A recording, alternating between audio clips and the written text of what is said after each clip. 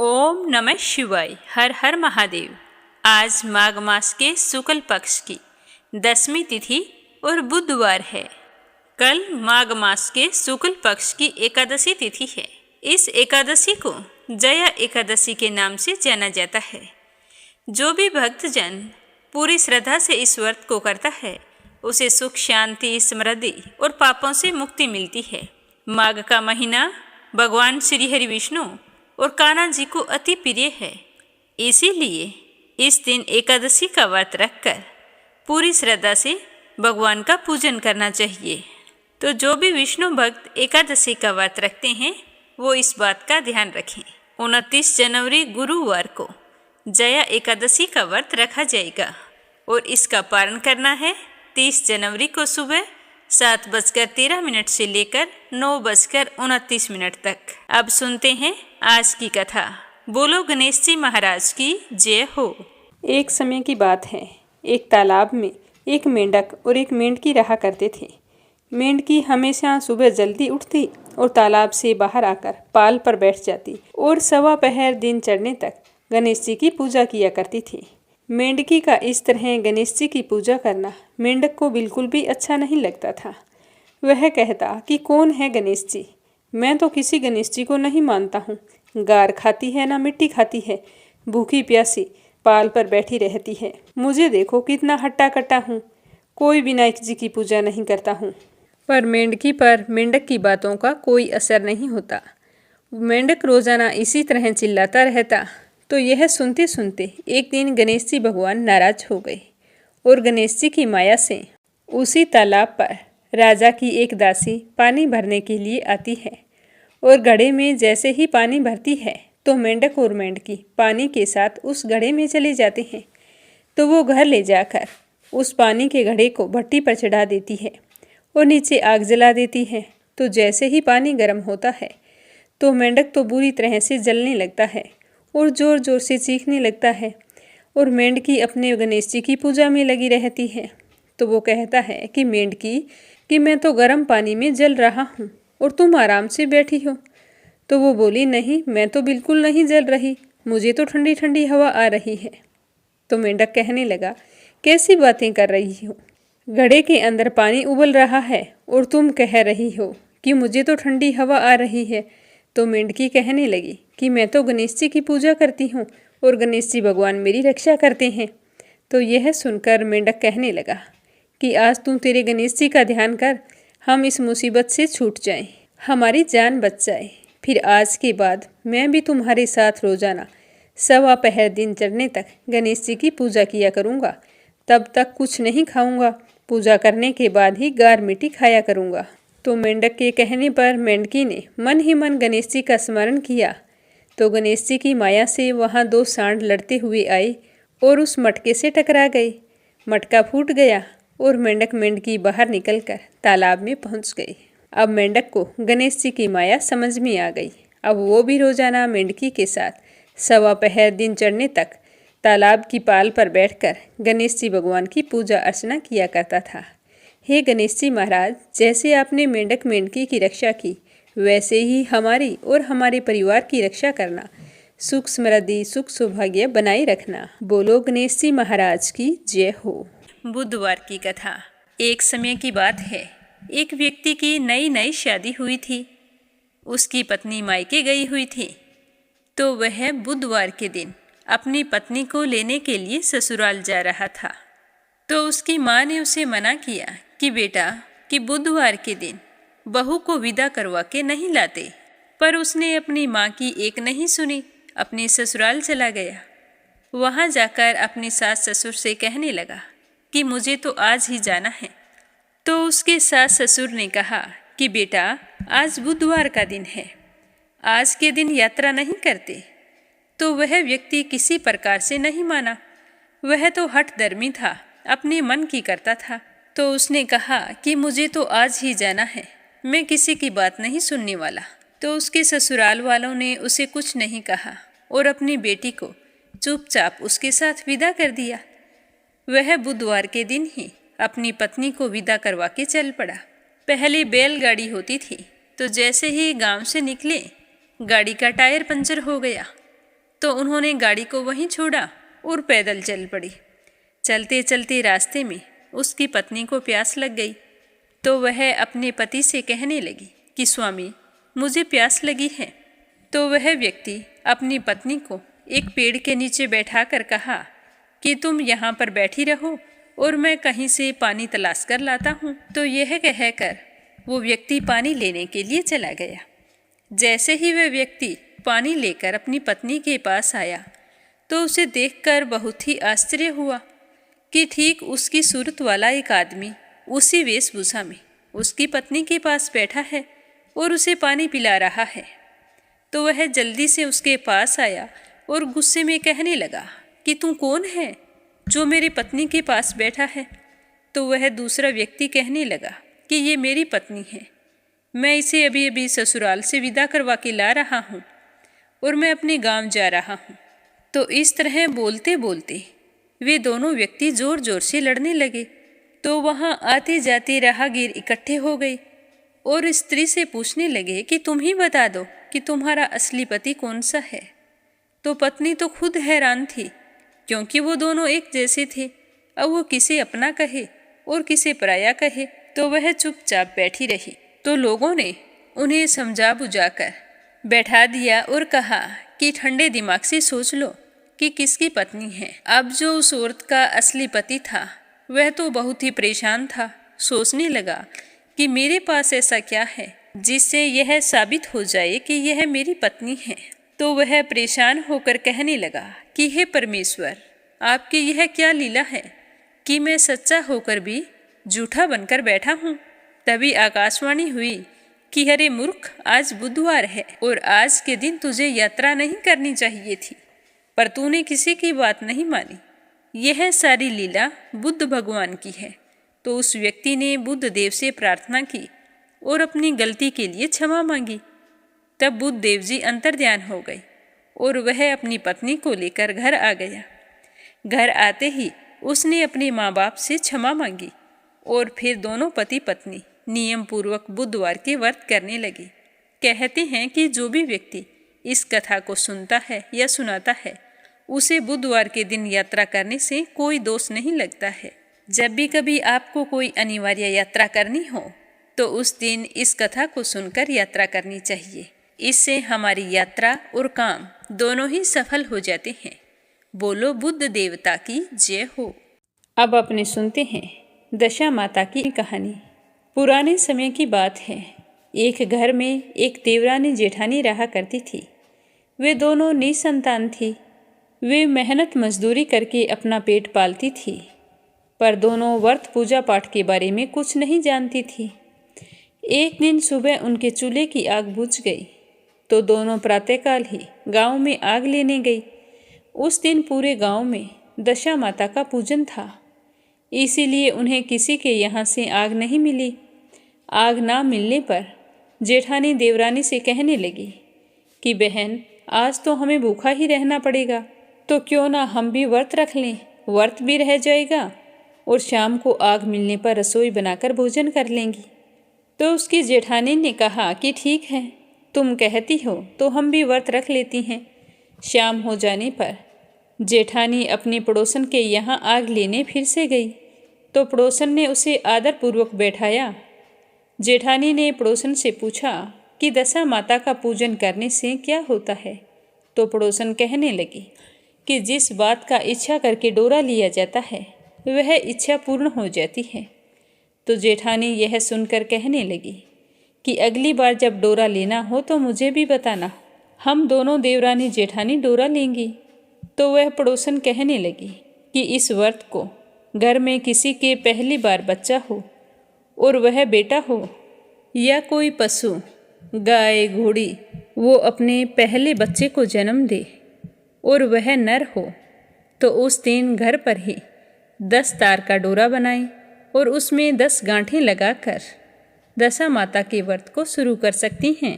तो जेठानी व्रत की सारी विधि पूछकर जैसे ही आग लेकर पड़ोसन के घर से बाहर निकली तो उसे गाय चरकर आती हुई दिखाई दी। उनके पीछे पीछे गवाला आ रहा था। उसके कंधे पर एक बछड़ा था और एक गाय अपने बछड़े को चाटती हुई चल रही थी। तो पड़ोसन ने ग्वाले से पूछा कि तुम्हारी गाय के पहली बार प्रसव हुआ है? तो ग्वाले ने कहा कि हाँ बहन। तो पड़ोसन ने फिर से पूछा कि गाय ने बछड़ा दिया है या बछिया? तो ग्वाला बोला कि बछड़ा है। तो यह जानकर पड़ोसन ने जेठानी से कहा कि बहन जाओ, घर जाकर दशा माता का डोरा ले लेना, 9 दिन तक व्रत रखकर कथा सुनना तथा 10वें दिन सिर सहित स्नान करके पीपल के पेड़ के नीचे जाकर पूजा करना। तो जेठानी कहने लगी कि डोरा कैसे लेना है? तो उसकी पड़ोसन ने कहा कि 10 तार का डोरा बनाना, उसमें दशा माता के नाम से 10 गांठें लगा लेना और जब पूजा करो तो पूजा की थाली में उस डोरे को रख लेना। पूजा समाप्त होने पर उस डोरे को दशा माता का ध्यान करते हुए गले में धारण कर लेना। अगर दशा माता चाहेंगी तो 10 दिन के अंदर ही तुम्हारी मनोकामना पूर्ण हो जाएगी और फिर अगले साल इस डोरे को पीपल की जड़ में दबा देना और नया डोरा धारण कर लेना। अगर तुम दशा माता के डोरे बांटना चाहो तो उसका और भी अधिक पुण्य फल प्राप्त होता है। 10 डोरे बना लेना, उसमें 10-10 गांठें लगाकर एक तुम धारण कर लेना और अन्य दूसरी महिलाओं में बांट देना। तो यह सुनकर जेठानी बहुत ही खुश हुई और घर आकर अपनी देवरानी से व्रत के बारे में बताया। तो दोनों देवरानी जेठानी ने दशा माता का डोरा तैयार करके पूरे विधि विधान से माता रानी की पूजा की, 9 दिन तक व्रत रखे और 10वें दिन सिर सहित स्नान करके फिर से दशा माता के डोरे का पूजन करके उसे गले में बांध लिया। तो दशा माता की कृपा से दोनों देवरानी जेठानी गर्भवती हो गई। 9 महीने और 9 दिन बाद दोनों के यहाँ 2 पुत्रों ने जन्म लिया। तो पुत्रों के जन्म से दोनों देवरानी जेठानी और उनके पति बहुत ही प्रसन्न हुए और दशा माता का धन्यवाद करने लगे। फिर समय के साथ बालकों का नामकरण संस्कार हुआ। तो देवरानी ने जेठानी से कहा कि जेठानी जी, हमने जो सुहागिनों को न्योतने की मन्नत मांगी थी उसे अब हमें पूरा कर देना चाहिए। तो जेठानी कहने लगी कि ऐसी क्या जल्दी है, जब लड़कों का अन्नप्राशन संस्कार होगा तब सुहागिनों को न्योता दे देंगी। जब लड़कों का अन्नप्राशन संस्कार हो गया तो देवरानी ने फिर जेठानी से कहा कि सुहागिनें न्योत दें, परंतु जेठानी ने बात को टाल दिया और कहने लगी कि अभी क्या जल्दी है, जब बच्चों का मुंडन संस्कार होगा तो सुहागिनों को न्योता भी दे देंगे। तो कुछ समय बाद लड़कों का मुंडन संस्कार भी हो गया।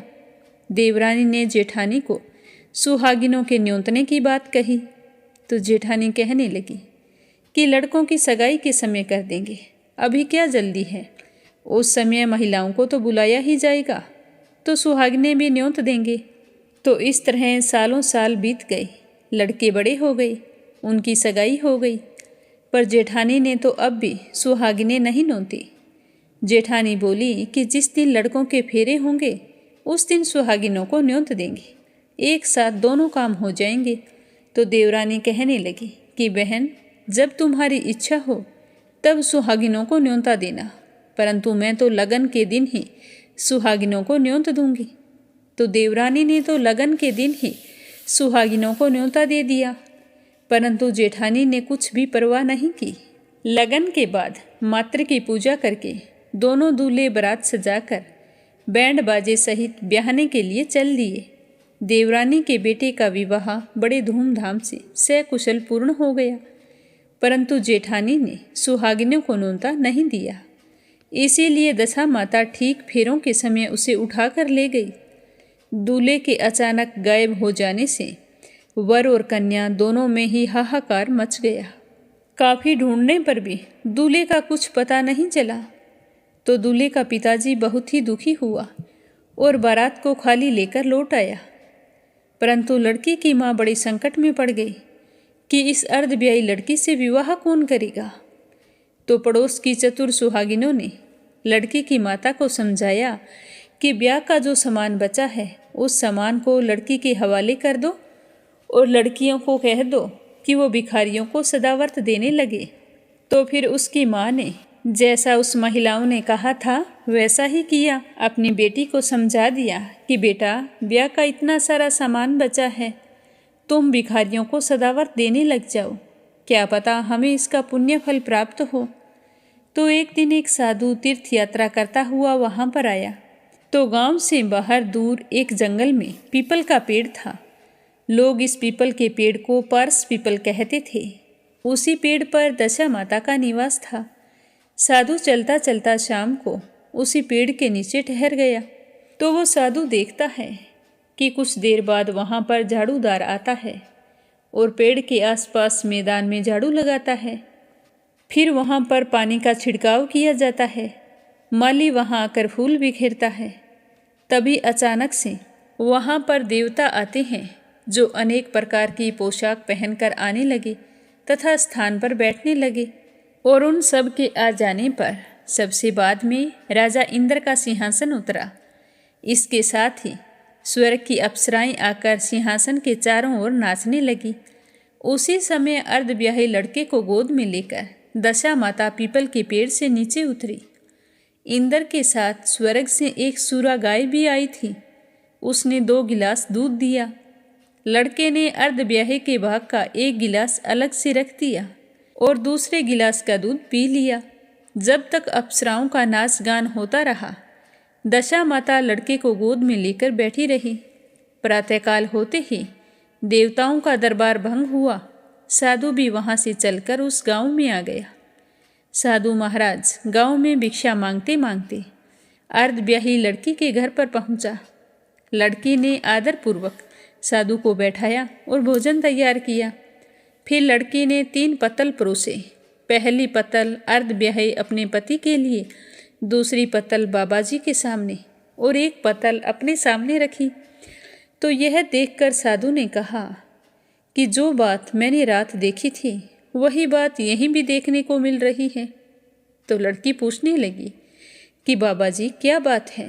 तो साधु बाबा ने बात टालते हुए कहा कि हम बैरागी लोग ऐसी अनेक बातें करते रहते हैं, तुम्हें ऐसी बातों से क्या मतलब, तुम भोजन करो और भगवान का भजन करो। तो लड़की कहने लगी कि नहीं साधु बाबा, अभी आपने कहा था कि जैसी बात रात देखी थी ठीक वैसी ही बात अब देखी है, तो आपको मुझे बताना ही होगा कि ये क्या है। अगर आप बताएंगे नहीं तो मैं भोजन नहीं करूँगी। पर साधु बाबा फिर भी चुप रहे। तो वह लड़की कहने लगी कि आप साधु हैं और मैं सती हूँ।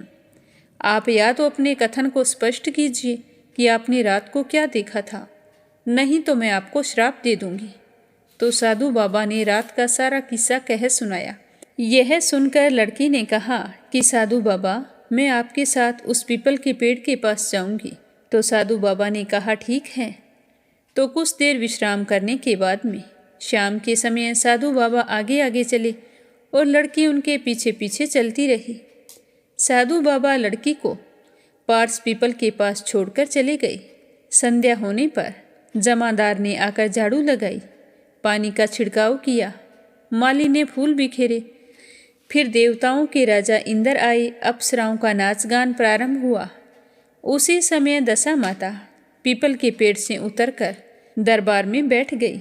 सूरा गाय ने 2 गिलास दूध दिया। तो लड़के ने 1 गिलास दूध लिया और 1 गिलास दूध अर्धब्याही लड़की के लिए रख दिया। जैसे ही लड़के ने दूध का गिलास मुंह पर लगाया तो उसी समय उस लड़की ने दूसरा गिलास हाथ में लेकर अपने वर के सामने आ गई और कहने लगी कि अपना भाग लेने के लिए मैं उपस्थित हूँ, मेरे लिए क्या आज्ञा है, मैं सेवा करने के लिए तैयार हूँ। तो लड़का कहने लगा कि मैं तुम्हें इस तरह नहीं मिल सकता, मैं दशा माता की सेवा में रहता हूँ, मुझे अभी दरबार में जाकर दशा माता की गोद में बैठना है।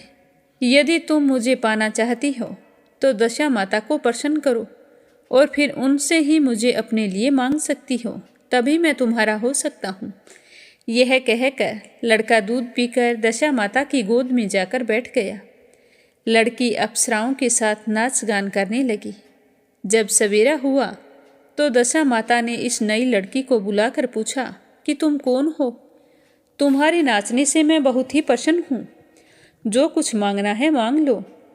तो लड़की ने दशा माता से वचन लिया कि माँ, आप मुझे वचन दो, जो भी मैं मांगूंगी वो आप मुझे प्रदान करेंगी। तो दशा माता ने कहा कि तथास्तु। इसके बाद लड़की ने दशा माता से अपने पति को पकड़कर कहा कि मुझे तो ये चाहिए। तो दशा माता ने कहा कि तूने मांगा तो बहुत है, परंतु मैं वचन दे चुकी हूँ, इसी कारण मैं तुझे तेरे पति को वापस करती हूँ। तो राजा इंद्र ने पूछा कि भगवती, यह सब क्या है? मैं इस राज को जानना चाहता हूँ। तब दशा माता ने बताया कि यह लड़का मेरे ही वरदान से प्राप्त हुआ था और इसकी माता ने मनौती मांगी थी, लड़का पैदा होने पर सुहागिनों को न्योता दूंगी, परंतु उसने अभी तक अपने वचन को पूरा नहीं किया है। बस यही कारण है कि इस लड़के को मैं विवाह के मंडप से उठा लाई हूँ। यह लड़की इसकी अर्धब्याही पत्नी है और पतिव्रता है। पतिव्रता होने के कारण यह देव समाज में पहुंचकर मुझसे अपना पति मांग रही है। दशा माता के ऐसे वचन सुनकर इंद्र सहित सब देवताओं ने वर वधू के ऊपर फूलों की वर्षा की। तब तक साधु बाबा भी वहां पर आ गए थे। साधु बाबा दूल्हे और दुल्हन को साथ लेकर गांव की ओर चल पड़े। जब ये तीनों गांव के समीप पहुंचे तो गांव वालों ने दूल्हे दुल्हन को देखकर लड़की के पिता को सूचना दी कि तुम्हारी पुत्री दूल्हे के साथ आ रही है। पहले दिन जब लड़की साधु बाबा के साथ चली गई थी तो उसके पिता ने तो समाज के डर से बाहर निकलना भी बंद कर दिया था। गांव वाले भी तरह तरह की बातें बना रहे थे कि इनकी लड़की एक साधु के साथ चली गई है, और अब गांव वाले कह रहे हैं कि तुम्हारी लड़की अपने पति के साथ आ रही है। तो उस लड़की के पिता ने सोचा कि उसी साधु के साथ आ रही होगी, इसीलिए सारे लोग मिलकर मेरा उपहास कर रहे हैं। तो यह सोचकर उसने घर के किवाड़ बंद कर लिए। जब गांव के गणमान्य व्यक्तियों ने भी वही बात कही, तब उसने घर के किवाड़ खोले और बाहर निकला और देखा कि उनकी बेटी अपने पति के साथ अपने द्वार पर खड़ी है। तो यह देखकर उसकी प्रसन्नता का ठिकाना नहीं रहा। लड़की के पिताजी ने इस खुशी के मौके पर बहुत दान पुण्य किया और फिर से लड़की के विवाह की तैयारी की। लड़की ने अपनी माता से कहा कि इस तरह विवाह नहीं होगा। पहले दूल्हे की माता सुहागिनों को न्योता देकर बारात लेकर आएगी, तब ही विवाह के बचे हुए कार्य संपन्न होंगे। तो लड़की के पिता ने लड़के के घर खबर भेज दी। तो समाचार मिलते ही लड़के की माँ को याद आ गया कि मैंने किस तरह से दशा माता का अनादर किया है। तो उसने दशा माता से माफ़ी मांगते हुए सुहागिने को न्योता दिया और फिर विधिवत दशा माता की पूजा की। उसके बाद लड़के का पिताजी फिर से बारात लेकर चल पड़ा। बड़ी धूमधाम से दोनों का विवाह हुआ। वर वधू दोनों अपने घर आ गए। वधू के घर आने की खुशी में लड़के की माता ने दोबारा सुहागिनों को न्योता दिया और उसी प्रकार पूरे विधि विधान से दशा माता की पूजा अर्चना की। और फिर उसके बाद हर साल दशा माता का व्रत और पूजन करने लगी। कहते हैं कि उसी समय से विवाह के दिन वर के घर पर सुहागिनों को न्योता दिया जाता है। हे दशा माता, जिस तरह आपने उस सती की दशा बदली, वैसे ही सबका कल्याण करना, बुरी दशा को दूर करना, अच्छी दशा का प्रवेश कराना। बोलो दशा माता की जय हो। अब अपने सुनते हैं भागवत कथा का आगे का अध्याय। प्रेम भाव से सुनते रहिए। बोलो श्री हरि विष्णु भगवान के अनंत स्वरूपों की जय हो। श्री ऋषभ देव जी ने कहा कि हे पुत्रो, इस मृत्यु लोक में यह मनुष्य शरीर दुख में विषय भोग प्राप्त करने के लिए नहीं है। ये भोग तो विष्टाभोजी, शुकर, कुकर आदि को भी मिलते हैं।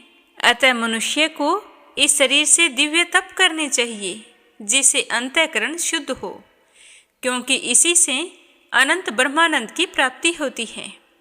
शास्त्रों ने महापुरुषों की सेवा को मुक्ति का और स्त्री संगी कमियों के संग को नरक का द्वार बतलाया है।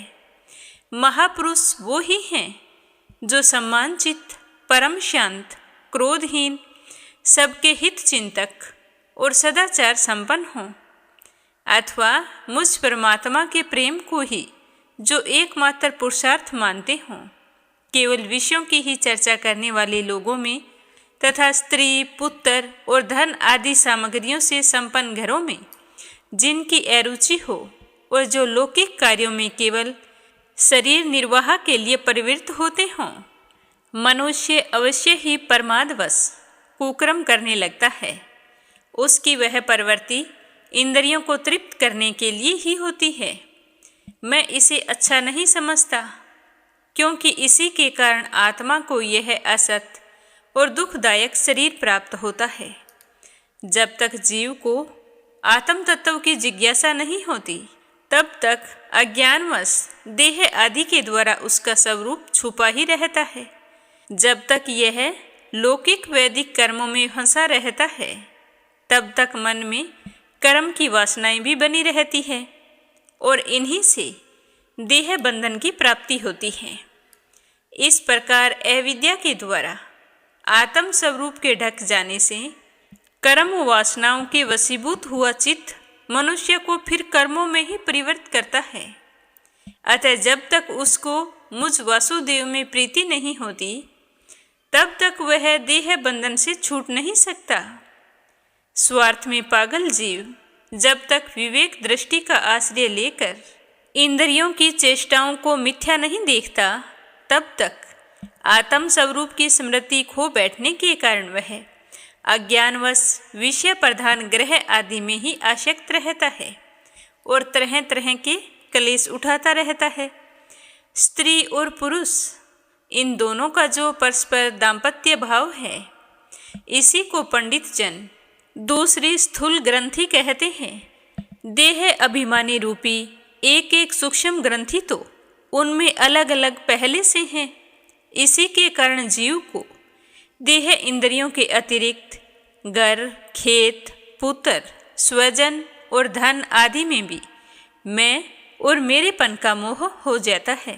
जिस समय कर्म वासनाओं के कारण पड़ी हुई इसकी यह दृढ़ हृदय ग्रंथि ढीली हो जाती है, उस समय यह दंपत्य भाव से निवृत्त हो जाता है और संसार के हेतुभूत अहंकार को त्याग कर सब प्रकार के बंधनों से मुक्त होकर परम पद को प्राप्त कर लेता है।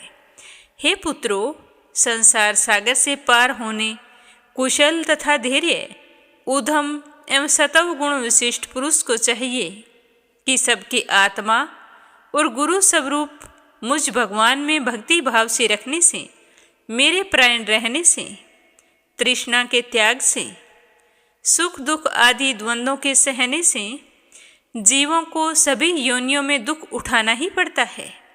इस विचार से, तत्व जिज्ञासा से, तप से, सकाम कर्म के त्याग से, मेरे ही लिए कर्म करने से, मेरी कथाओं को नित्य प्रतिदिन सुनने से, मेरे भक्तों के संग और मेरे गुणों के कीर्तन से, वैर त्याग से, समता से, शांति से और शरीर तथा घर आदि में मैं और मेरेपन के भाव को त्यागने की इच्छा से, अध्यात्म शास्त्र के अनुशीलन से, एकांत सेवन से, प्राण, इंद्रिय और मन के संयम से, शास्त्र और सत्पुरुषों के वचन में यथार्थ बुद्धि रखने से, पूर्ण ब्रह्मचर्य से, कर्तव्य कर्मों में निरंतर सावधान रहने से, वाणी के संयम से, सर्वत्र मेरी ही सत्ता देखने से, अनुभव ज्ञान सहित तत्व विचार से और योग साधन से अहंकार रूप अपने लिंग शरीर को लीन कर दे। मनुष्य को चाहिए कि वह सावधान रहकर अविद्या से प्राप्त इस हृदय ग्रंथि बंधन को शास्त्रोक्त रीति से इन साधनों के द्वारा भली भांति काट डाले, क्योंकि यही कर्म संस्कारों के रहने का स्थान है। उसके बाद साधन का भी परित्याग कर दे। जिसको मेरे लोक की इच्छा हो अथवा जो मेरे अनुग्रह की प्राप्ति को ही परम पुरुषार्थ मानता हो, वह राजा हो तो भी अपनी अबोध प्रजा को, गुरु अपने शिष्य को और पिता अपने पुत्रों को ऐसी ही शिक्षा दे। अज्ञान के कारण यदि वे उस शिक्षा के अनुसार ना चलकर कर्म को ही परम पुरुषार्थ मानते रहें, तो भी उन पर क्रोध नहीं करके उन्हें समझा बुझाकर कर्म में परिवर्तन न होने दें। उन्हें विषय आसक्ति युक्त काम्य कर्मों में लगाना तो ऐसा ही है जैसे किसी अंधे मनुष्य को जानबूझकर गड्ढे में धकेल देना है। इससे भला किस पुरुषार्थ की सिद्धि हो सकती है? अपना सच्चा कल्याण किस बात में है, इसको लोग नहीं जानते। इसी से वे तरह तरह की भोग कामनाओं में फंसकर तुच्छ क्षणिक सुखों के लिए आपस में वैर ठान लेते हैं और निरंतर विषय भोगों के लिए ही प्रयत्न करते रहते हैं। वे मूर्ख इस बात पर कुछ भी विचार नहीं करते कि इस वैर विरोध के कारण नरक आदि अनंत घोर दुखों की प्राप्ति होगी। एक व्यक्ति अंधा है और वह एक उल्टे रास्ते से जा रहा है और उसके सामने एक गहरी खाई है, तो उसे आंख वाला मनुष्य देख लेता है। तो यह तुम ही बताओ कि क्या वह उसे उधर जाने देगा? नहीं जाने देगा। तो ठीक वैसे ही अज्ञानी मनुष्य को अविद्या में फंसकर दुखों की ओर जाते देखकर ऐसा कौन दयालु और ज्ञानी पुरुष होगा जो जानबूझकर उसे उसी राह पर जाने दे या फिर जाने के लिए प्रेरणा भी दे?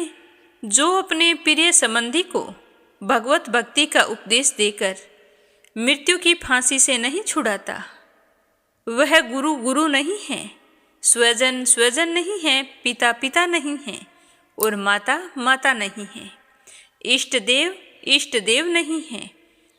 और कोई आदमी जानबूझकर अपनी पत्नी को कुमार्ग पर जाने देता है, तो वह उसका स्वामी यानी कि उसका पति कभी नहीं हो सकता, क्योंकि जो अपना है वो कभी भी गलत रास्ते पर नहीं जाने देता। मेरे इस अवतार शरीर का रहस्य साधारण जनों के लिए बुद्धिगम्य नहीं है। शुद्ध सत्व ही मेरा हृदय है और उसी में धर्म की स्थिति है। मैंने अधर्म को अपने से बहुत दूर पीछे धकेल दिया है। इसी से सत्पुरुष मुझे ऋषभ कहते हैं। और हे पुत्रों, तुम तो सब मेरे उस शुद्ध सत्व में हृदय से उत्पन्न हुए हो। इसीलिए मतस्सर छोड़कर अपने बड़े भाई भरत की सेवा करो। उसकी सेवा करना मेरी ही सेवा करना है और यही तुम्हारा प्रजा पालन भी है। अन्य सब भूतों की अपेक्षा वृक्ष अत्यंत श्रेष्ठ है, उनसे चलने वाले जीव श्रेष्ठ हैं और उनमें भी कीट आदि की अपेक्षा ज्ञान युक्त पशु आदि श्रेष्ठ हैं। पशुओं से मनुष्य और मनुष्यों से परमथ गण, परमथ गणों से गंधर्व, गंधर्वों से सिद्ध और सिद्धों से देवता के अनुयायी किन्नर आदि श्रेष्ठ हैं। उनसे असुर, असुरों से देवता और देवताओं में भी देवराज इंद्र श्रेष्ठ हैं। और देवराज इंद्र से श्रेष्ठ हैं पितामह के पुत्र दक्ष आदि प्रजापति। ब्रह्मा जी के पुत्रों में रुद्र सबसे श्रेष्ठ हैं। वे पितामह से उत्पन्न हुए हैं, इसीलिए पितामह उनसे श्रेष्ठ हैं। और वे भी मुझसे उत्पन्न हैं और मेरी उपासना करते हैं, इसीलिए मैं उनसे भी श्रेष्ठ हूँ। परंतु ब्राह्मण मुझसे भी श्रेष्ठ हैं, क्योंकि मैं उन्हें पूज्य मानता हूँ।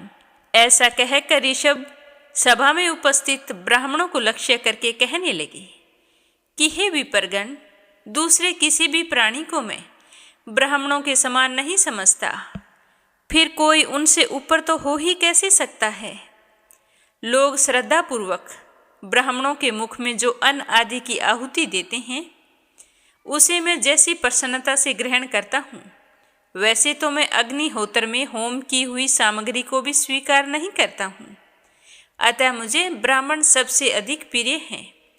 जो ब्राह्मणों की सेवा करता है वो मुझे ही तृप्त करता है। जिन्होंने इस लोक में अध्ययन आदि के द्वारा मेरी वेद रूपा अति सुंदर और पुरातन मूर्ति को धारण कर रखा है, तथा जो परम पवित्र सतव गुण सम, दम, सत्य, दया, तप, तितिक्षा और ज्ञान आदि 8 गुणों से संपन्न है, उन ब्राह्मणों से बढ़कर तो और हो ही कौन सकता है। मैं ब्रह्मा आदि से भी श्रेष्ठ और अनंत हूँ तथा स्वर्ग मोक्ष आदि देने का सामर्थ्य रखता हूँ, किंतु मेरे अकिंचन भक्त ऐसे निष्प्रय होते हैं कि वे मुझसे भी कभी कुछ नहीं चाहते। फिर राज्य आदि अन्य वस्तुओं की तो वे इच्छा ही कैसे कर सकते हैं। हे पुत्रों, तुम संपूर्ण चराचर भूतों को मेरा ही शरीर समझकर शुद्ध बुद्धि से पद पद पर उनकी सेवा करो, यही मेरी सच्ची पूजा होगी। मन वचन दृष्टि तथा अन्य इंद्रियों की चेष्टाओं का साक्षात फल मेरा इस प्रकार का पूजन ही है। इसके बिना मनुष्य अपने आप को महामोह कालपास से छुड़ा नहीं सकता है। इस तरह बताते हुए श्री सुखदेव जी कहने लगे कि हे राजन, ऋषभ देव जी के पुत्र यद्यपि स्वयं ही सब प्रकार से सुशिक्षित थे, तो भी लोगों को शिक्षा देने के उद्देश्य से महाप्रभावशाली भगवान ऋषभ ने उन्हें इस प्रकार उपदेश दिया। ऋषभ देव जी के 100 पुत्रों में भरत सबसे बड़े थे। वे भगवान के परम भक्त और भगवत भक्तों के परायण थे। ऋषभ देव जी ने पृथ्वी का पालन करने के लिए उन्हें राजगद्दी पर बैठा दिया और स्वयं निवर्ति प्रायण महामुनियों के भक्ति ज्ञान और वैराग्य रूप परमहंसोचित धर्मों की शिक्षा देने के लिए बिल्कुल विरक्त हो गए। केवल शरीर मात्र का परिग्रह रखा और सब कुछ घर पर रहते ही छोड़ दिया। अब वे वस्त्रों का भी त्याग करके सर्वथा दिगंबर हो गए। उस समय उनके बाल बिखरे हुए थे, उन्मत्त सा उनका वेश था। इस स्थिति में वे अग्निहोत्र की अग्नियों को अपने में ही लीन करके सन्यासी हो गए और ब्रह्मावृत देश से बाहर निकल गए। वे सर्वथा मौन हो गए। कोई बात करना चाहता तो भी वे बोलते नहीं थे। जड़ अंधे बहरे गूंगे पिशाच और पागलों की सी चेष्टा करते हुए वे अवधूत बने जहां तहां विचरने लगे। कभी नगरों और गांवों में चले जाते तो कभी खानों किसानों की बस्तियां बगीचों पहाड़ी गांवों सेना की छावनियों गौशालाओं अहीरों की बस्तियों और यात्रियों के टिकने के स्थानों में रहते। कभी पहाड़ों पर जंगलों में और आश्रम आदि में विचरते रहते। वे किसी भी रास्ते से निकलते तो जिस प्रकार वन में विचरने वाले हाथी को मक्खियां सताती है, उसी प्रकार मूर्ख और दुष्ट लोग उनके पीछे हो जाते, उन्हें खूब तंग करते। कोई धमकी देता, कोई पत्थर मारता, कोई उनके ऊपर पेशाब कर देता, कोई थूक देता, कोई विष्ठा या धूल फेंकता और कोई अधोवायु छोड़ता और कोई खरी खोटी सुनाकर उनका अपमान करता। किंतु वे इन बातों पर जरा भी ध्यान नहीं देते थे। इसका कारण यह था कि भ्रम से सत्य कहे जाने वाले इस मिथ्या शरीर में उनकी अहंता ममता तनिक भी नहीं रही। वे कार्य कारण रूप संपूर्ण प्रपंच के साक्षी होकर अपने परमात्मा स्वरूप में ही स्थित रहे। इसीलिए अखंड चित्तवृत्ति से अकेले ही पृथ्वी पर विचरते रहे। उनके हाथ पैर छाती लंबी लंबी बाहें कंधे गले और मुख आदि सभी अंगों की बनावट बड़ी ही सुकुमार थी। उनका स्वभाव से ही सुंदर मुख स्वाभाविक मधुर मुस्कान से और भी अधिक मनोहर जान पड़ता था। नेत्र नवीन कमल दल के समान बड़े ही सुहावने और विशाल थे और कुछ ललिमा लिए हुए थी। उनकी पुतलियां शीतल एवं संताप हारिणी थी। उन्हें सुंदर आंखों के कारण वे और भी अधिक मनोहर जान पड़ते थे। कपोल कान और नासिका छोटे बड़े ना होकर समान एवं सुंदर थे तथा उनके अस्फुट हास्य युक्त मनोहर मुखारबिंद की शोभा को देखकर पूर्ण नारियों के चित्त में कामदेव का संचार हो जाता था। तथापि उनके मुख के आगे जो भूरे रंग की लंबी लंबी घुंघराली लटें लटकी रहती थी, उनके महान भार और अवधूतों के समान धूली दूषरित देह के कारण वे गृहस्थ मनुष्य के समान जान पड़ते थे। जब भगवान ऋषभ ने देखा कि यह जनता योग साधन में विघ्न रूप है, इसे बचने का उपाय विभिष्ट वृत्ति से रहना ही है। तब उन्होंने अजगर वृत्ति धारण कर ली और फिर वे लेटे लेटे ही खाते पीते चबाते और लेटे हुए ही मल मूत्र का त्याग करने लगे। वे अपने त्यागे हुए मल में लोट लोट कर शरीर को उसी से सान लेते थे, किंतु उनके मल में दुर्गंध नहीं थी। उनसे सटकर जो वायु जाती वह वायु उनके मल की सुगंध को लेकर उनके चारों ओर 10 योजन तक सारे देश को सुगंधित कर देती थी। इसी प्रकार गऊ, मृग और काक आदि की वृत्तियों को स्वीकार करके वे उन्हीं के समान कभी चलते हुए, कभी खड़े खड़े, कभी बैठे हुए और कभी लेटे लेटे ही खाने पीने और मल मूत्र का त्याग करने लगते थे। इस तरह बताते हुए श्री सुखदेव जी कहने लगे कि हे परीक्षित, परमहंसों को त्याग के आदर्श की शिक्षा देने के लिए इस प्रकार मोक्षपति भगवान ऋषभ देव ने कई तरह की योगचर्याओं का आचरण किया। वे निरंतर सर्वश्रेष्ठ महान आनंद का अनुभव करते रहते थे। उनकी दृष्टि में निरुपाधि रूप से संपूर्ण प्राणियों के आत्मा अपने आत्म स्वरूप भगवान वासुदेव से किसी प्रकार का भेद नहीं था। इसीलिए उनके सभी पुरुषार्थ पूर्ण हो चुके थे। उनके पास आकाशगमन मनोजवितव यानी कि मन की गति के समान ही शरीर का भी इच्छा करते ही सर्वत्र पहुंच जाना, अंतर्ध्यान, पराकाय प्रवेश, दूसरे के शरीर में प्रवेश करना, दूर की बातें सुन लेना, दूर के दृश्य को देख लेना आदि सब प्रकार की सिद्धियां अपने आप ही सेवा करने को आई, परंतु उन्होंने उनका मन से आदर या ग्रहण नहीं किया। इससे आगे अपने सुनेंगे कल की कथा में। आज की कथा को यहीं पर विराम देते हैं। नित्य नियम से सुनते रहिए। बोलो श्री हरि विष्णु भगवान की जय हो। सत्यवादी राजा हरिश्चंद्र की कहानी। जब जब सत्य की चर्चा होती है तो महाराजा हरिश्चंद्र का नाम जरूर लिया जाता है।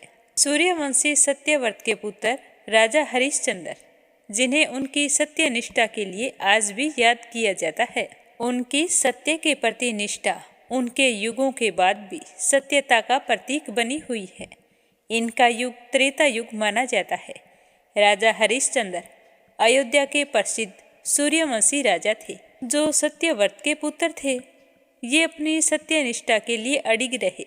अपनी सच्चाई के लिए इन्हें अनेकों कष्ट सहने पड़े।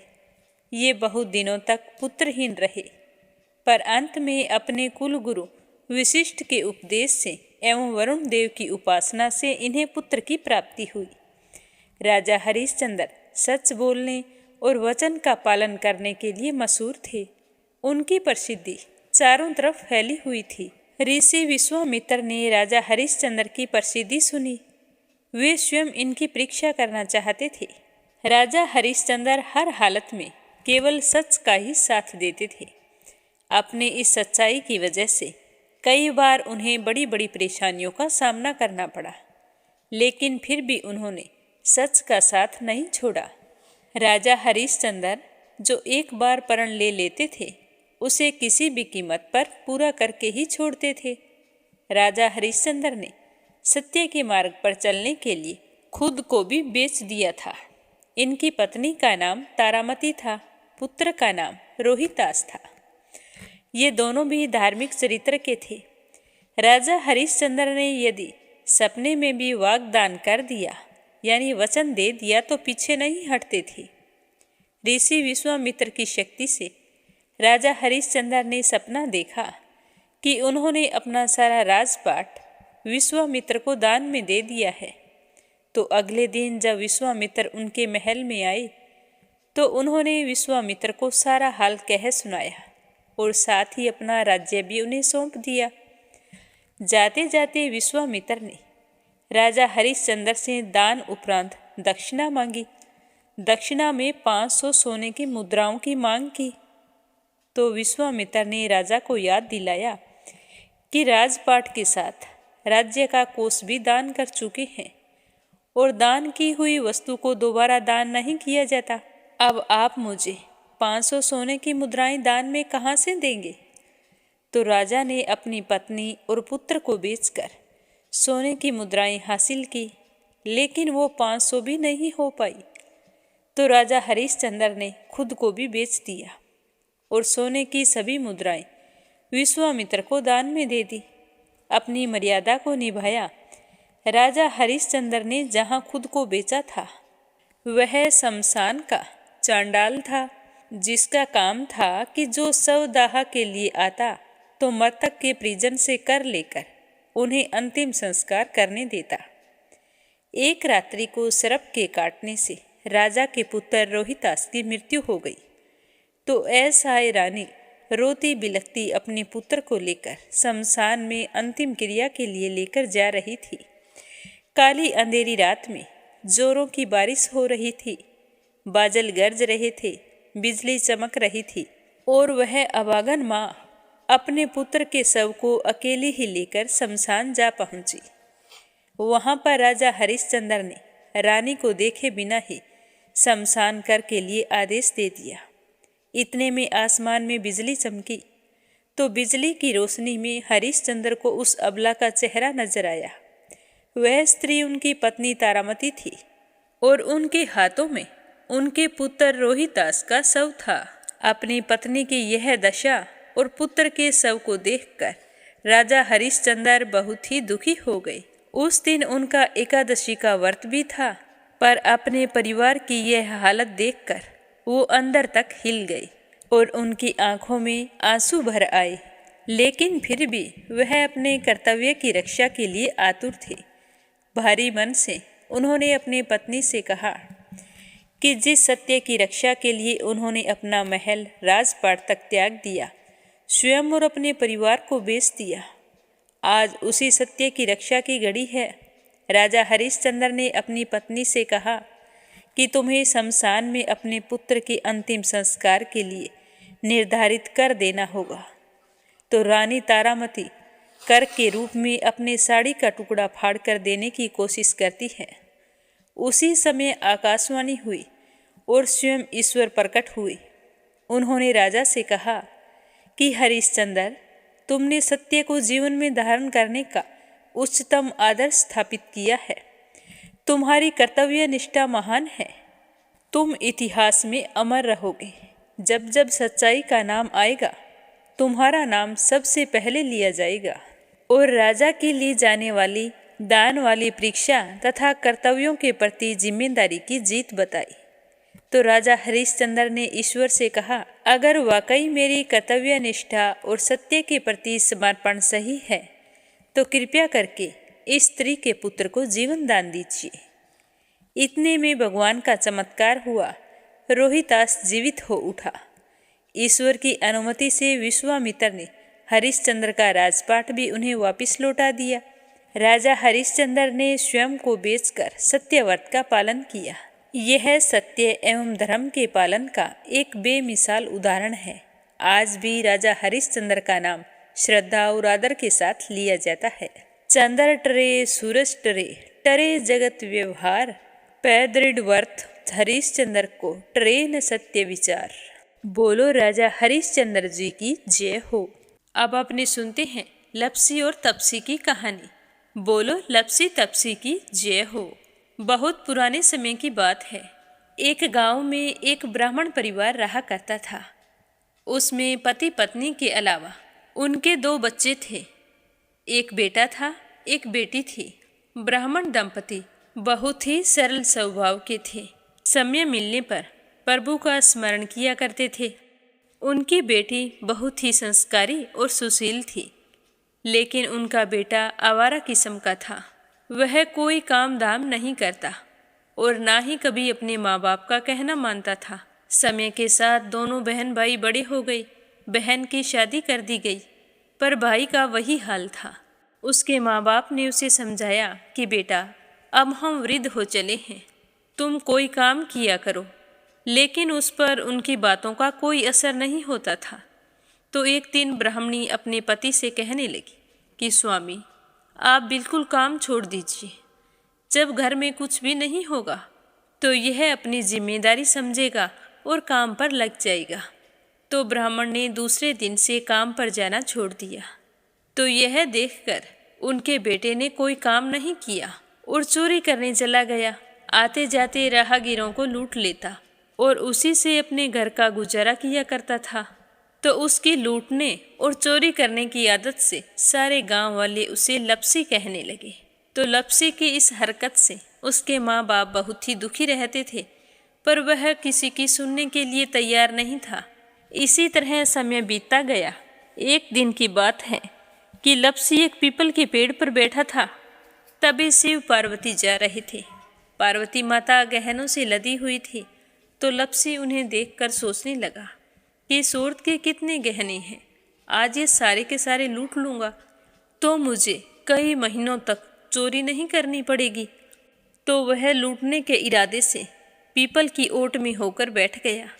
जैसे ही शिव पार्वती वहाँ से जाने लगे तो लपसी एकदम से शिव पार्वती के सामने आकर कहने लगा कि जल्दी से जितने सारे गहने पहन रखे हैं उतार दो।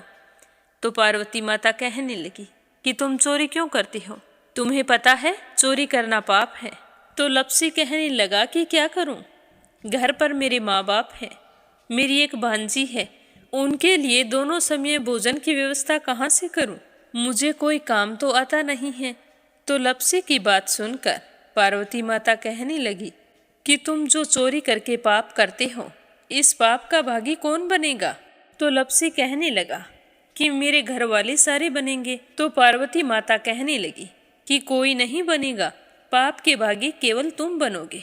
तो लपसी कहने लगा कि मैं लूट खोस कर उन्हीं के लिए लेकर जाता हूँ, तो पाप के भागी तो उन्हें बनना ही पड़ेगा। तो लपसी की बात सुनकर पार्वती माता ने हंसकर कहा कि हम यहीं पर बैठे हैं और तुम अपने घर जाओ, अपने घर वालों से पूछो कि कोई तुम्हारे पाप का भागी बनेगा क्या। तो यह सुनकर लपसी भागा भागा अपने घर आया और अपनी माँ के पास गया और कहने लगा कि माँ, मैं चोरी करके लाता हूँ, राह चलते राहगीरों को लूटता हूँ, तुम्हारे लिए ही तो करता हूँ। तो तुम मुझे एक बात बताओ, चोरी करने से जो पाप लगता है तो आप मेरे पाप के भागी बनोगे। तो लपसी की बात सुनकर उसकी माँ कहने लगी कि बेटा, मैंने तो तुमसे नहीं कहा कि तुम चोरी करके लाओ, तुम कमा कर लाओ, हमें तो 2 वक्त की रोटी चाहिए, मैं तो तुम्हारी पाप की भागी नहीं बनूंगी। तो माँ के मुंह से इस तरह की बात सुनकर लपसी तो हैरान हो गया। फिर वह अपने पिताजी के पास गया और जाकर कहने लगा कि पिताजी, मैं जो कुछ भी लूट खोस के लाता हूँ वो आपके लिए ही तो लाता हूँ। देखो मैंने लूट कर कितना धन इकट्ठा कर लिया है, कितने ऐशो आराम है तुम्हारे। अगर मैं चोरी नहीं करता तो क्या ये सब हमें मिलता। पिताजी, मैं तुमसे एक बात पूछता हूँ कि चोरी करने से पाप लगता है, तो उस पाप में आप मेरे भागीदार बनोगे क्या। तो लपसी की बात सुनकर उसके पिताजी कहने लगे कि बेटा, मैंने नहीं कहा कि तुम चोरी करके लाओ, तुम कमा कर लाओ, मैं तुम्हारे पाप का भागी नहीं बनूंगा। तो माँ बाप के मुंह से इस तरह की बात सुनकर वह बहुत ही उदास हुआ और सोचने लगा कि मैं कितने महीनों से चोरी कर रहा हूँ, ना जाने मुझ पर कितना पाप चढ़ गया है, और ये तो बोल रहे हैं कि पाप के भागी हम नहीं बनेंगे, तो अब क्या होगा। तो वह बड़े ही दुखी मन से शिव पार्वती से मिलने के लिए चल पड़ा। जैसे ही घर से बाहर निकलने लगा तो उसकी छोटी सी भांजी दरवाजे पर खेल रही थी। उसे पता नहीं था कि पाप पुण्य क्या होता है। तो वो कहने लगी कि मामा, पाप की भागी मैं बनूंगी। तो उसके इस तरह कहते ही लपसी ने उसे गोद में उठाया और चल पड़ा। शिवजी भगवान और पार्वती माता के पास जाकर कहने लगा कि घर वालों ने पाप का भागी बनने से मना कर दिया है और एक यही है जो पाप की भागी बनने को तैयार है। फिर लपसी बड़े ही दीन स्वर में कहने लगा कि हे भगवान, मैं समझ गया हूँ कि चोरी करना पाप है। आज तक जो मैंने काम किया वो बहुत ही गलत था, लेकिन अब मैं इसका प्रायश्चित करना चाहता हूँ। अब तुम ही बताओ, मुझे मेरे पापों से मुक्ति कैसे मिलेगी। तो उसकी बात सुनकर शिव पार्वती बहुत ही खुश हुए और लपसी को कच्चे सूत का एक छोटा सा गोला देते हुए कहा कि लपसी, ये सूत लो और इस पीपल के चारों ओर परिक्रमा लगाओ। जब यह सूत समाप्त हो जाएगा तब तुम्हारे सारे पाप नष्ट हो जाएंगे। तो यह सुनकर लप्सी बहुत ही खुश हुआ। सोचने लगा कि छोटा सा गोला है, अभी लपेट कर घर चला जाऊंगा, उसके बाद में कभी कोई पाप नहीं करूंगा। फिर उसने अपनी बांजी को कंधे पर बैठाया और पीपल की परिक्रमा लगानी शुरू कर दी। अब भगवान का वह सूत खत्म कहाँ होने वाला था। लप्सी चक्कर लगाता गया पर वह सूत खत्म नहीं हुआ। चक्कर लगाते लगाते 1 महीने, 6 महीने, साल, पूरे 12 साल बीत गए पर वह सूत खत्म नहीं हुआ। 12 साल बाद एक बार फिर शिव पार्वती जी वहाँ से गुजर रहे थे तो पार्वती माता ने कहा कि स्वामी चलो लप्सी को चलकर देखते हैं। तो शिवजी कहने लगे, वो चोरी करने वाला, लूटने वाला कब का चला गया होगा। तो पार्वती माता कहने लगी कि नहीं स्वामी, चलकर देखने में क्या जाता है, चलो एक बार देखते हैं। तो शिव पार्वती जी जैसे ही पीपल वृक्ष के पास आए तो देखा कि लप्सी तो अब भी चक्कर लगा रहा है। वहाँ चारों ओर गहरी खाई हो गई है और लप्सी की बड़ी बड़ी दाढ़ी, मूंछें, नाखून बढ़ गए हैं। तो यह देखकर पार्वती माता ने कहा कि देखो स्वामी, आप तो कह रहे थे कि वो कब का ही चला गया, देखो इसके मन में सच्ची भक्ति है। तो पार्वती की बात सुनकर शिवजी ने कहा कि चलो अभी देख लेता हूँ। तो यह कहकर शिवजी ने एक सोने का कड़ा लप्सी के आगे फेंक दिया। तो लप्सी ने झट से उसके ऊपर पैर कर लिया। फिर अचानक से उसका ध्यान शिव पार्वती जी की ओर गया तो वो हाथ जोड़कर कहने लगा कि भगवान, अब तो मेरे पाप समाप्त हो गए होंगे, आप मुझे यहाँ से जाने की आज्ञा दीजिए, आपका यह सूत अभी तक खत्म नहीं हुआ है। तो शिवजी भगवान ने कहा कि तुम्हारे पाप कर्म भी अभी तक पूरे नहीं हुए हैं। तो शिवजी की बात सुनकर लप्सी कहने लगा कि भगवान, मुझे पूरे 12 वर्ष हो गए हैं आपकी भक्ति करते करते और अब भी आप मुझ पर शक कर रहे हैं। तो शिवजी ने कहा कि अपना पैर उठाओ। तो जैसे ही लप्सी ने अपना पैर उठाया तो उसके पैर के नीचे सोने का कड़ा था। तो यह देखकर लप्सी शर्मिंदा हो गया और कहने लगा कि प्रभु, गलती हो गई, मुझे माफ़ करो, आगे से मैं ऐसी गलती कभी नहीं करूँगा। तो शिवजी कहने लगे कि नहीं लप्सी, तुम्हारा पाप ऐसे पूरा नहीं हो सकता, अब तुम्हें 12 वर्ष तक और इसी तरह परिक्रमा करनी होगी, उसी के बाद तुम्हारे पाप समाप्त होंगे। यह कहकर शिव पार्वती वहाँ से चले गए और वह फिर से पीपल के पेड़ की परिक्रमा करता रहा। करते करते 12 साल बीत गए। 12 साल बाद में शिव पार्वती जी वहाँ पर आए तो उन्होंने देखा कि आज भी वो वहीं पर चक्कर लगा रहा है। तो शिवजी ने फिर उसके सामने सोने की अंगूठी फेंकी पर उसने कोई ध्यान नहीं दिया। तो शिवजी भगवान प्रसन्न होकर कहने लगे कि हे लप्सी, आज से तुम मेरी तपस्या करके तपसी बन गए हो। मैं तुम्हें वरदान देता हूँ कि तुम अपने जीवन में सारे सुखों को प्राप्त करेगा और तूने 24 बरस तक मेरी भक्ति की है, इसका फल भी तुझे अवश्य मिलेगा। जो भी औरत गाय और कुत्ते की रोटी नहीं बनाएगी उसका पुण्य फल तुम्हें मिलेगा। आंगन लीप कर दहलीज नहीं लीपेगी तो उसका पुण्य फल भी तुझे ही मिलेगा।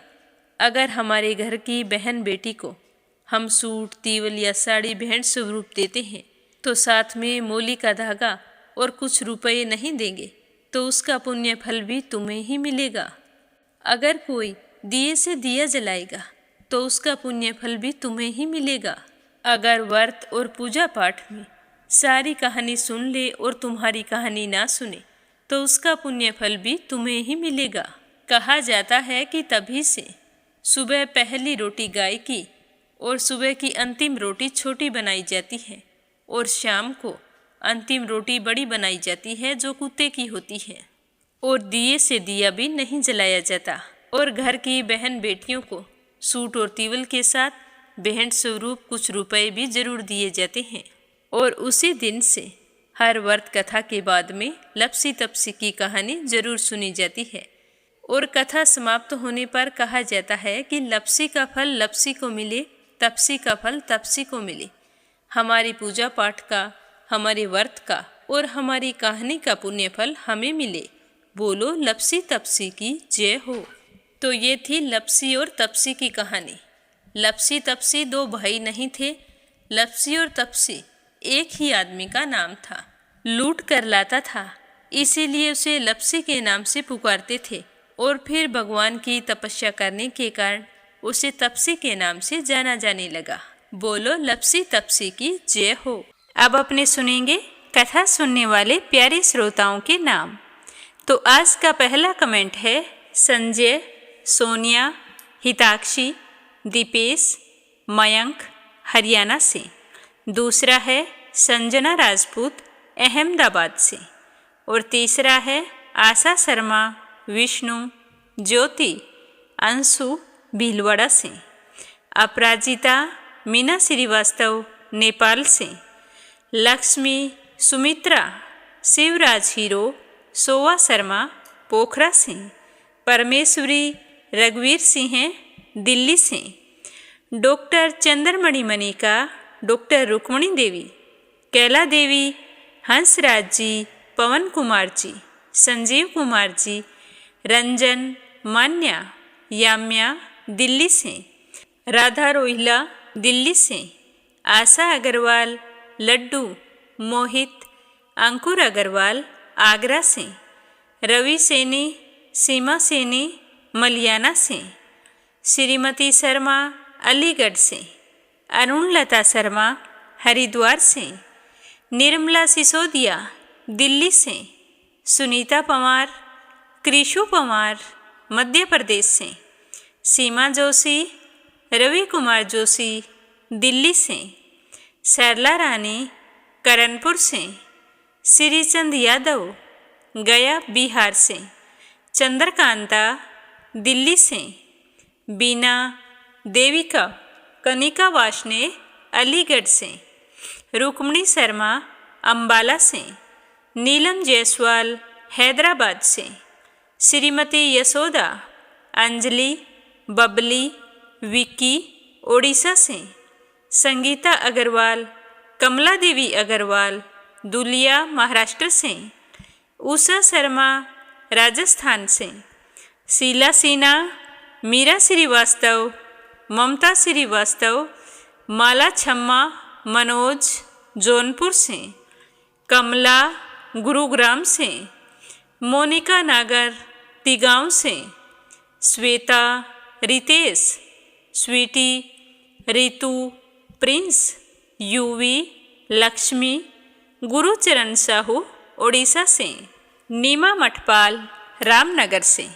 श्यामवती, सुषमा, विष्णु, कार्तिक, पूर्वी, रुपेश, गौरी, शिवम, निष्ठा हरियाणा से। गीता गोस्वामी, सुनीता गोस्वामी, प्रेम गोस्वामी मेरठ से। सुनीता रानी मेरठ से। अनिल कुमार टिहरी करनाल से। प्रमोद, सुशीला जोशी मोदी नगर से। मीरा अग्रवाल बंगाल से। अनीता गुप्ता राजस्थान से। मंजुला कपूर पंजाब से। रजनी बड़ोला उत्तराखंड से। निर्मला पांचाल करनाल से। कोमल निर्मन मुंबई मीरा रोड से। निक्की उत्तर प्रदेश से। संजीव कंसल, कविता कंसल, हितेश कंसल, आरुष कंसल, रानी कंसल मुजफ्फरनगर से। कविता चौहान नोएडा से। नर बहादुर पाल भागीरथी पाल नेपाल से। सुदेश शर्मा, बीके शर्मा लुधियाना से। मंजू चौधरी भीलवाड़ा से। गीता गुप्ता रुड़की से। पूनम यादव करेली से। दिल्ली बहादुर भंडारी, सरिता भंडारी, नम्रता भंडारी, सूरज भंडारी नेपाल से। सुमन चांदोरा जोधपुर से।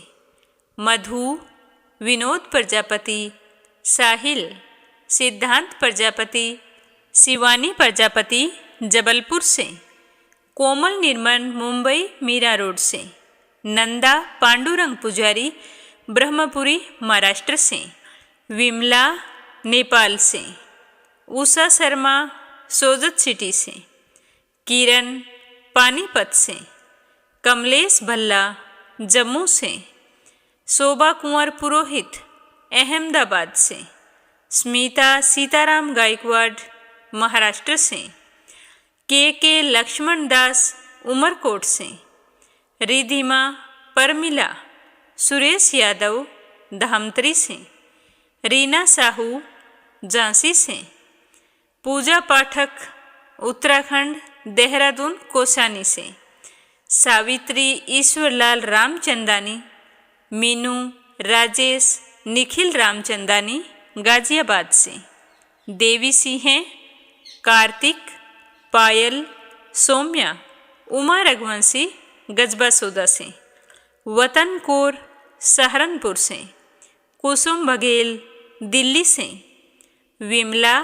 नेपाल से, प्रतिमा शर्मा रायबरेली से, अंजू शर्मा सिरसा से, अशोक कुमार जी भटनागर भोपाल मध्य प्रदेश से, स्मिता सीताराम गायकवाड़ महाराष्ट्र से, कमलेश भल्ला जम्मू से, सीताराम जायसवाल शकुंतला जायसवाल वाराणसी से, शिल्पा तिवारी कानपुर से। तो ये हैं मीरा भक्ति स्टोरी चैनल के प्यारे श्रोता जो रोजाना नियम से और पूरे श्रद्धा भाव से इस चैनल पर प्रस्तुत कथाओं को सुनते हैं। आप सभी पर श्री हरि का आशीर्वाद सदैव बना रहे और आपकी हर मनोकामना पूर्ण हो। ओम नमः शिवाय। हर हर महादेव।